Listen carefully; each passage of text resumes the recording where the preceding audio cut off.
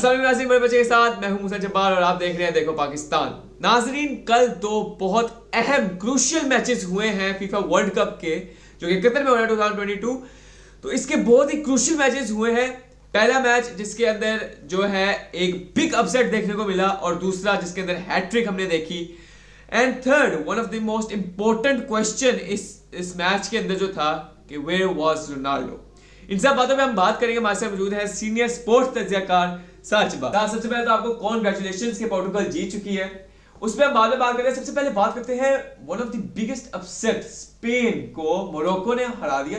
कल मोरक्को का क्या हो गया? देखिए बिस्मिल्लाहिर्रहमानिर्रहीम। देखिए Moosa, Morocco has always been a quality side for me, क्योंकि वर्ल्ड कप में पहली ओवरऑल उनका स्टार्ट बहुत अच्छा हुआ। उनके पास क्वालिटी एक ऐसी है जो कोई भी टीम ड्रीम कर सकती है। जैसे कि आपके पास इतने, अगर आपके पास पेसी विंगर हो जिनका काम अटैक करना, गोल मारना नहीं, सिर्फ क्रॉसेस खिलाना, क्रॉसेस फेंको, आपके पास चांस आता है आप आगे बॉल फेंके ताकि ऑप्शंस निकल सकें। और अगर आपके पास one of the world best right back हो हकीमी, जिनके पास स्ट्रेंथ इतनी है, पेस है, डिफेंसिव स्किल्स हैं, और मिडफील्ड पे जो उनका जो मतलब एक पोजेशन जो उन्होंने अपने पास रखी है, एंड शुरू में एंड पे थोड़ा स्पेन थोड़ा हमें दिखा कि स्पेन थोड़ा चांस कोशिश करी है कि गोल स्कोर करके वो उनके पास आए चांस, लेकिन मोरक्को ने जिस तरह स्पेन को हैंडल किया, मैं खुद मुझे एक शौक हुआ है कि 120 minutes how can you survive such a team जैसे स्पेन, जिनका मकसद ही सिर्फ ये होता है कि ओपनिंग 10 to 15 मिनट्स पोजेशन और आखिरी जो आपका है फाइनल थर्ड या मिडल थर्ड, उस पर आपने सिर्फ अटैक करना है, क्रॉसेज उन्हें खिलानी है। और उनके पास स्ट्राइकर्स पे तो क्वालिटी है ही, जिससे वो हेडर्स गोल स्कोर कर सकते हैं या फिर नॉर्मल गोल स्कोर कर सकते हैं। लेकिन 120 मिनट सर्वाइव करना है ऐसी टीम को, ये तो सिर्फ मोरक्को की क्वालिटी थी। और मुझे एक कहना पड़ेगा कि मोरक्को के मैनेजर ने काफ़ी अच्छा परफॉर्म किया, काफ़ी अच्छा डील किया इस गेम को। जब भी उनका कोई प्लेयर, वो उनको बिल्कुल रिस्क नहीं लिया बड़े प्लेयर्स को सब्स्टिट्यूट करने पर। जब उन्हें लगा कि this man is not performing well, उन्होंने अपने बंदे को कहा कि आओ भाई, it's your time to play. और पेनल्टीज तो ये अच्छी बात है कि मोरक्को के हर प्लेयर की ट्रेनिंग हुई थी पेनल्टीज लेने, तो the way they performed, that's why they deserve it. अच्छा सर, आपने प्लेयर्स की पेनल्टी लेने की, आपने ट्रेनिंग के बारे में बात की है, लेकिन जो हमने कल के मैच में देखा, वंडरफुल गोल कीपिंग आपने देखा कल। बोलो ने क्या गोल कीपिंग की है अपने मैच के अंदर, तो इसके बारे में आप क्या कहें? देखिए, जब मोरक्को के पास पेनल्टी टेकर्स हों तो फिर एक ऐसी कीपर की अगर क्वालिटी आ जाए तो फिर मेरे ख्याल से तो आप it makes you the best team in the world. क्योंकि मैंने देखा है बोनो को सेवरल ईयर्स, उनकी पेनल्टी सेविंग की जो एबिलिटी है वो बहुत बेहतरीन रही। क्योंकि 2020 के चैंपियंस लीग का सीजन था, उन्होंने आप 4 to 5 पेनल्टी सेव की थी, इसमें 3 और 4 तक उन्होंने सेव की थी। तो तब भी मुझे लग रहा था कि यार he is a good saver of the penalty. तो अब जब बारी आई तो बस हमने दुआ की कि लेट्स सी कि अगर वो अभी तक इसको शो करते हैं नहीं, तो उन्होंने बेहतरीन एक्सिक्यूट किया। और आपने भी देखा, मैंने भी देखा कि जब पेनल्टीज लेने के लिए किकर आ रहे होते हैं तो तभी वो अपनी बॉडी को रैपिडली मूव करते हैं, जिससे अगर मैं हूँ या आप जगह पेनल्टी ले रहे हो तो एक बंदा वैसे ही एक सेकंड कंफ्यूज हो जाता है, कर ही रहा है भाई। तो इसलिए करके अच्छी तरह मूवमेंट अपनी सिलेक्ट करना, और जिस तरह उन्होंने सेव किया आराम से कामली, तो मेरे ख्याल से ये मोरक्को को एज मिला। और मेरे ख्याल से बोनो ने has played the game of his life और he will remember it for several time. अच्छा, अभी हम पोर्टुगल के मैच के बारे में बात करते हैं, लेकिन उससे पहले मोरक्को जो है चलेगी क्वार्टर फाइनल, और पोर्टुगल के साथ ही उनका मैच है। तो अब आपको क्या लगता है, कोई थोड़ी सी बता दें कि कितना टफ टाइम पोर्टुगल को मिल सकता है, कि अगर वो भी क्या पता ले जाए एंड मिनट पेनल्टीज में, फिर हमारे पास जो है बोनो जैसे गोलकीपर होंगे, फिर मसला हो सकता है। देखिए Moosa, I don't see it the way you see it, because मुझे क्या लगता है कि स्पेन के पास पोजेशन थी लेकिन स्पेन के पास कन्वर्जन नहीं थी, which is a main topic in this conversation.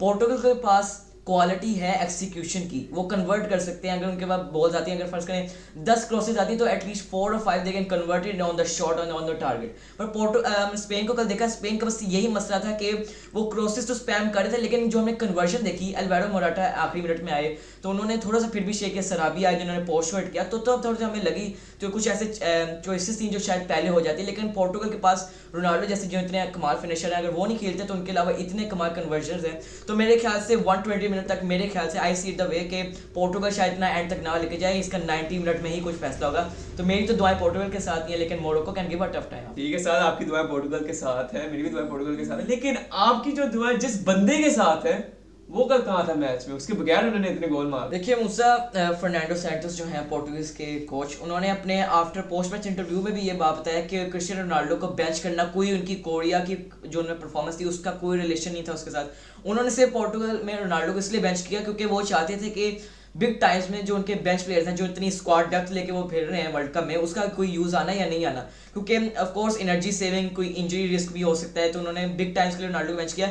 लेकिन चूंकि मुझे जो लगता है, मैं सीधी बात है पर्सनल अनबाइस्ड में आपको बताऊंगा, रोनाल्डो को बेंच करने का एक फैक्टर जाहिर सी बात है ये भी होगा, क्योंकि शॉर्ट कन्वर्जन या फिर जितनी वो प्रेस करना होता है, तो मेरे ख्याल से 37 ईयर्स की एज में वो अपनी शॉर्ट कन्वर्जन तो कर सकते हैं, लेकिन इतना मतलब फ्रीक्वेंटली वो मूव नहीं कर सकते। तो मेरे ख्याल से एक फैसला ये फैक्टर ये भी था।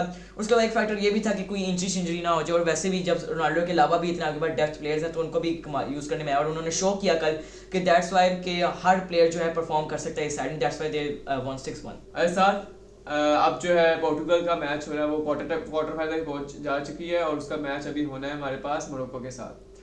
अब कल जो मैच हुआ उसके अंदर हमें हैट्रिक्स देखने को मिली है, तो आपके ख्याल में हैट्रिक्स का, क्योंकि अब टीम का मोराल भी अप हुआ होगा, तो इसका इफेक्ट उनके टीम के ऊपर क्या पड़ता है हैट्रिक्स का, उस हैट्रिक के बारे में बता दीजिए, और जो मोराल अप हुआ है उनके बारे में, उसके बारे में बता दीजिए। देखिए, जिन्होंने कल के मैच में हैट्रिक की उनका नाम है गोंसालो रामोस, क्योंकि मेरे ख्याल से गोंसालो रामोस इस पोर्टुगल स्टार्टिंग 11 में एक क्लच प्लेयर के सिवा इसके नीचे कोई परफॉर्म नहीं करते रोल, क्योंकि मुझे लगता है कि उन्हें बिग टाइम्स में आखिरी मिनट्स के लिए बुलाया गया पहले मैचेस में, जिन्होंने परफॉर्म किया नाइजीरिया के खिलाफ भी फ्रेंडलीज में, तो अब उन्हें जब अपना बिग स्टेज पे जब चांस ना, और ये मैं बताना चाहता हूँ कि रोनाल्डो का जो मतलब जो उनके अलावा जिनको सेलेक्ट किया गया गोंसालो रामोस को, ये उनका वर्ल्ड कप डेब्यू था, और अगर वर्ल्ड कप डेब्यू में आप हैट्रिक स्कोर करें तो इससे बेहतर किसी प्लेयर का मोराल ऊपर जा ही नहीं सकता, और उन्हें ये हौसला मिलेगा कि अगर मैं डेब्यू भी कर सकता हूँ then I can do it again. तो मेरे ख्याल से कि काफ़ी अच्छा परफॉर्म किया गोंसालो रामोस ने, और रोनाल्डो को भी थोड़ा सा टफ चैलेंज मिलेगा कि भाई उनका एक कंपटीशन आया है, तो इससे रोनाल्डो का भी मोराल थोड़ा ऊपर होगा कि भाई मुझे मजीद परफॉर्म करना है। तो मेरे ख्याल से अगर आपके टीममेट्स परफॉर्म कर रहे हैं तो उससे आपका मोराल भी ऊपर होता है। मेरे ख्याल से Goncalo Ramos has worked brilliantly for Portugal, and मेरे ख्याल से अगर फर्नांडो सैंटोस आखिर भी चांस लेते हैं खिलाने का, so I think they will perform, और इससे यही है कि जितने भी स्टार्टिंग 11 है उन्हें एक दूसरे पे कॉन्फिडेंस हो कि अगर कोई अवेलेबल नहीं है तो दे कैन परफॉर्म। जैसा थैंक यू आपके वक्त का। तो नाजरीन, अब शुरू होने वाले हैं क्वार्टर फाइनल्स, तो अब हम उनके भी बारे में देखेंगे कि आगे कौन कौन से मैच होते हैं, उसके बारे में आपको अपडेट भी देंगे। अभी के इजाज़त दीजिए, अल्लाह हाफिज़।